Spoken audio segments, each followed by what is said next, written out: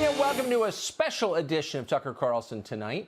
In one of her first official acts as vice president back in February, Kamala Harris decided to declare what she called a national emergency.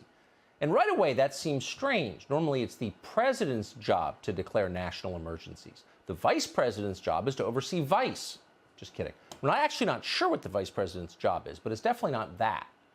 But Kamala Harris did it anyway in the pages of Jeff Bezos' personal newspaper, The Washington Post. This new national emergency, Kamala Harris informed us, is, quote, the mass exodus of women from the workplace. Apparently, there are still some women in America who secretly prefer to raise their own children rather than toil away like worker bees for some soulless publicly traded corporation. Wall Street is upset about that, of course, so Kamala Harris sounded the alarm. Our female workforce emergency, she wrote, demands a national solution. Well, 5 months later, we are sad to tell you that that crisis is still ongoing. There are women, even now, who have chosen to skip the HR department's latest Zoom call on workplace diversity initiatives and are instead reading their children a bedtime story. And that's a tragedy. And honestly, Kamala Harris hasn't done a lot to help. In fact, there is now a mass exodus of women from her office. The toxic masculinity is coming from inside the House. This week, Politico reported, several top female Harris staffers have quit after they say they were abused. Quote, it's not a healthy environment and people often feel mistreated, said one. It's not a place where people feel supported, but a place where people feel they're treated like crap. As Politico put it, Harris's team is experiencing low morale, porous lines of communication, and diminished trust among aides and senior officials. And then the article, of course, goes on to make the usual excuses for all of this. Quote, black women are subjected to standards that men often don't have to clear. Right. In other words, because Kamala Harris's father came from the Caribbean, it's okay that she's a monster to work for. Got it. Hope that's comforting to the women whose lives she's wrecked. We do see a pattern here, though. First, Kamala Harris takes charge of a problem she doesn't really understand, and then she makes it worse. Let's help women in the workforce, she says, then proceeds to drive women out of her own office. Let's fix the border crisis, she says, as the wave of illegal migrants becomes a tsunami. Here, take this vaccine, she tells you. It works perfectly. Then she turns to kiss her vaccinated husband while wearing a surgical mask. On one level, it's hilarious to watch all this. They tell us that Kamala Harris is very impressive. But look at her. She's a joke. She can barely get through the day. She has no idea what she's doing. But you can't say that out loud. Shut up and accept Kamala's dominion over you. That's the new rule. Point out that she's a power-hungry buffoon posing as a competent adult, and they will instantly denounce you as a racist. Now, they do that because it works. A lot of people, particularly the news media, still find the idea of being called a racist the scariest thing they can imagine, scarier than dying. So they will do anything to avoid that, including ignoring Kamala Harris's obvious mediocrity. So, as a result, they barely cover her. And we're going to spend the next hour filling that gap. Kamala Harris may be one of the least impressive people in public life, but on some days it feels like she's running our country anyway. Last month, the president of Mexico, of all people, made that point. Fue muy buena reunión con la vicepresidenta Kamala Harris. Fue tan buena que le dije presidente. AMLO's not the only one. The president of the United States calls her president. And in this country, voters have come to the conclusion that, in fact, she is. The Trafalgar Group is one of the only polling companies worth paying attention to at this point. They got the last election almost exactly right when few other firms were even close.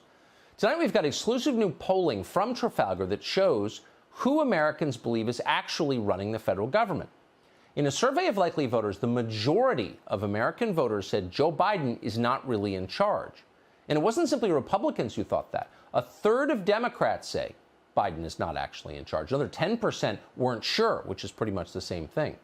It's hard to believe there have ever been numbers like that in American history about the president. What do they tell us?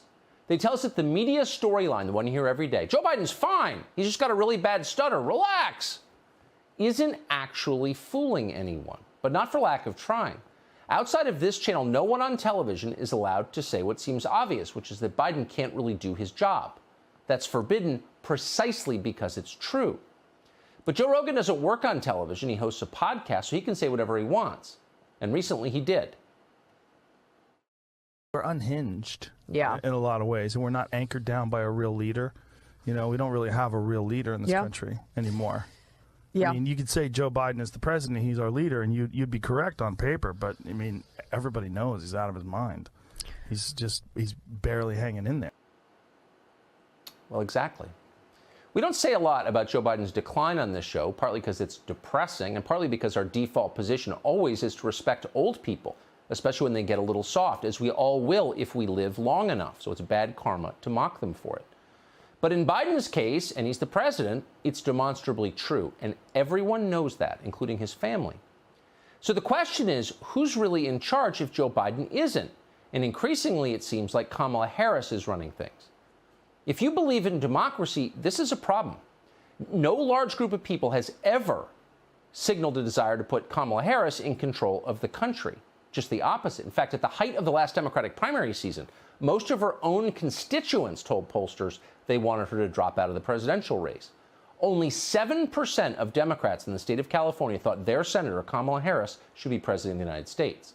So the people who know her best have the least respect for her. But she got the job anyway, entirely by default. Here's the president Democrats thought they were voting for. Employers can't find workers. I said, yeah, pay them more. This is an employees bargaining chip now. What's happening? I got $1.9 trillion raised so far. They're going to be getting checks in the mail that are consequential this week for child care. I wrote the bill on the environment. Why would I not be for it? What was that? Well, you know exactly what it is. But they're pretending that's not what it is. If you look at some of the wide shots in that tape, you'll see the usual propagandists from state media, PBS and others, smiling and pretending, oh, it's totally normal. But it's not normal at all. That's the President of the United States. This is a huge and dramatic change to our system of government. Biden's senility means an awful lot of power for Kamala Harris. Aqui é o Tradutor, é graças a essas pessoas incríveis que eu posso estar trazendo conteúdo para vocês. E é isso aí, pessoal. Não se esqueçam de deixar seu like, seu comentário e até mais. Fui! Grande abraço.